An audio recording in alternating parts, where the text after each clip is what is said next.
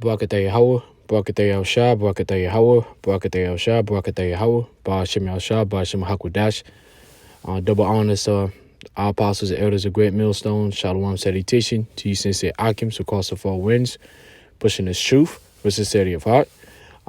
Just right quick, just want to make this quick video about some news that I heard recently. This is out of CBN News. It says statue of Molech, pagan deity of child sacrifice, displayed at Colosseums. I'm going to read that again. Statue of Molech, pagan deity of child sacrifice, displayed at Colosseum. And as you see right here, this is the statue that's displayed. All right. It says the statue on display at the Roman Colosseum is similar to this depiction of the pagan deity Moloch from the National Cinema Museum.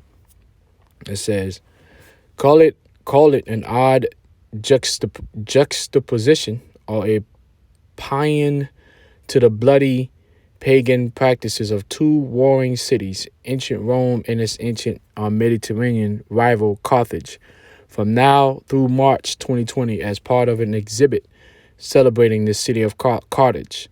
A giant statue of Molech, the god of the ancient Canaanite and the Carthaginians, will greet visitors at the entrance of the Roman Colosseum. And now, the next news, this is the Compass. It says, did the Pope allow an idol in Colosseum? It says, why did the Vatican allow the placement of a pagan idol, one that demanded child sacrifice, in the Colosseum? All right. I guess that this is an answer. It says, since September 27, 2019, continuing to March 2020, the Colosseum has been the site of exhibit about ancient Carthage. Carthage was founded.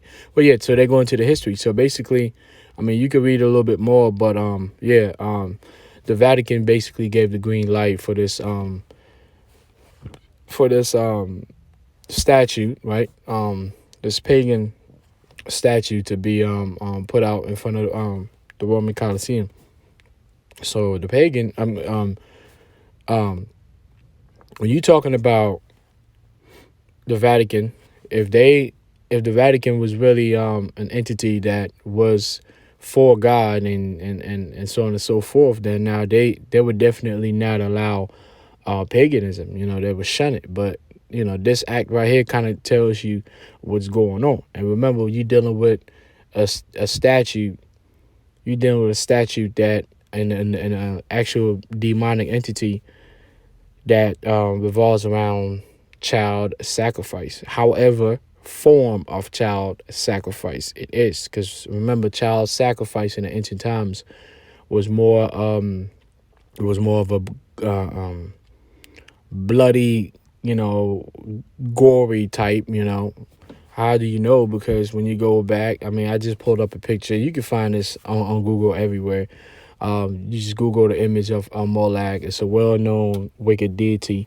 The nation of Israel was heavily involved in Molech and sacrificing their children in Egypt. And also when we were delivered out of Egypt and Moses went up to get the statutes and commandments of Mount Sinai, he came back down and found out that Israel was back to their old gods, their old wicked gods of the Hamites, of the heathens. All right. So Molech is definitely, as you see right there, that goes back thousands of years ago, man. Why? Because these entities are spirits, they're demons, man. Okay. So you see the form, you see the shape of it, so you already know. And you got the person going up there to drop the baby in the flames. Now, modern day child sacrifice is a little bit different. All right. Now, you may still have places where they do this ancient way, but there's new ways to sacrifice children by giving them away to certain things that are, you know, that can destroy them for different purposes. Okay. So that you know, and this is in the scriptures, man. This is Leviticus 18 and 21. All right, this is the Lord through Moses speaking to the nation of Israel, you so-called Negroes, Hispanics, and Native Americans, that whether you know it or not, a lot of you Israelites are still involved heavily in child sacrifice. We already, of course, abortion, it always, we already know what that is. That is child sacrifice.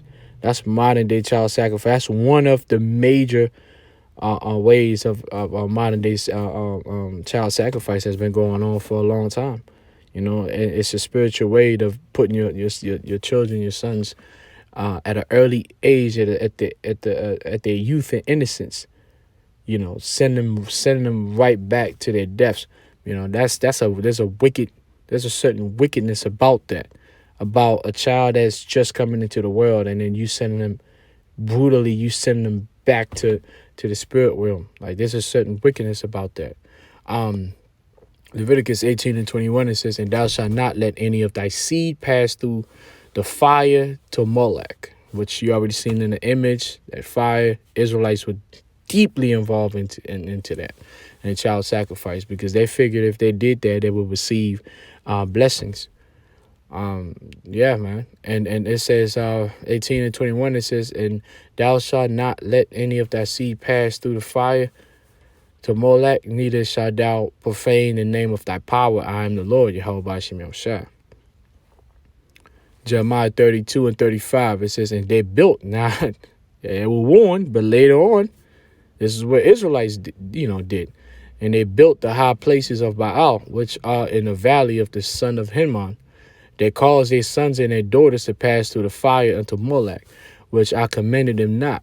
Neither came it into my mind that they should do this abomination to cause Judah to sin." Judah did it. All the tribes did it. It says, "And now therefore, thus saith the Lord, the power of Israel, concerning this city." It's talking about the Israelites. "Whereof ye say, it shall be delivered into the hand of the king of Babylon." All right. Now, yeah, back then we would deliver into the hands of the king of Babylon. Even now, we've been delivered into the hands of, the king of the virgin daughter of Babylon. All right. The daughter of ancient Babylon, by the sword and by the famine and by the pestilence. So all the diseases and all the sword, the destruction, all of it, man. A lot of it has to do with this aspect of wickedness that Israel has committed, which is child sacrifice, man. Giving away your children to receive a particular benefit, for hopes of a benefit. Right? When you go to child support, you have to understand child support was set up also as a way of child sacrifice, because when you go to child support as a woman, although in quotes, that Esau, the devil that the Bible speaks of, try to make it seem like it was about helping the woman and her having help. But we already knew what it was. It was about, hey, you have a child with the Israelite man. How can we destroy this family? Nucleus is simple. You come to us, with your child. Then we give you a benefit that allows you to, to be taken care of by this man. But the man can't be in the family. So therefore, the nucleus is destroyed. Now, that same child that you utilize, you basically took your child to this institution. You took your child to Molech, right, to receive benefits. Those benefits destroys the household, and then guess what? The child is raised in a system. He ends up in somebody's jail cell doing life, making license plates, if he's not shot dead in the streets through that whole process. So there's multiple ways in which child sacrifice is taking place in this society, and the nation of Israel has been heavily involved into that. And now we going into even more higher levels of child sacrifice. All right. So yeah, this is that's about it, man. In another news, all over the place, what do you see? This is NPR. What you can expect when vaccines become available for kids under 5 years old. Children 5 and older now have a CV vac, but many parents and younger kids are still, so you can click on that. Benefits of, juicing your kids against the CV far outweigh the risk of myocarditis myocarditis. I think, yeah, myocarditis. I heard about that.